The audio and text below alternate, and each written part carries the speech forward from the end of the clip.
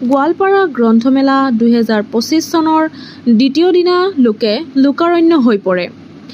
আজি দ্বিতীয় দিনৰ কাৰ্যসূচী অনুসৰি পুৱা 10 বজাত চিত্ৰাংকন প্ৰতিযোগিতা আৰু আবেলি 2:30 বজাত গ্ৰন্থমেলাৰ বাকৰিত কবিতা শীৰ্ষক অনুষ্ঠান উদ্বোধন কৰে গোৱালপাৰা জিলা সাহিত্য সভাৰ সভাপতি জয়চন্দ্ৰ নাথে। অনুষ্ঠানত মুখ্য অতিথি হিচাপে উপস্থিত থাকে বিশিষ্ট কবি প্ৰণৱ কুমাৰ বৰ্মন। আবেলি 4 বজাত সাংস্কৃতিক অনুষ্ঠান উদ্বোধন কৰে দলগুমা আঞ্চলিক মহাবিদ্যালয়ৰ অধ্যক্ষ ডক্টৰ গংগেশ কলিতাই। আজিৰ সাংস্কৃতিক অনুষ্ঠানত দুধনৈ আৰু দলগুমা আঞ্চলিক মহাবিদ্যালয়ৰ ছাত্ৰ-ছাত্ৰীৰ লগতে স্থানীয় শিল্পীয়ে অংশগ্ৰহণ কৰে। অনুষ্ঠানত আমন্ত্ৰিত শিল্পী হিচাপে গোৱালপৰীয়া লোকগীতৰ শিল্পী জবা চক্ৰৱৰ্তীৰ গীতৰ সুৰে দৰ্শক ৰাইজক আপ্লুত কৰে।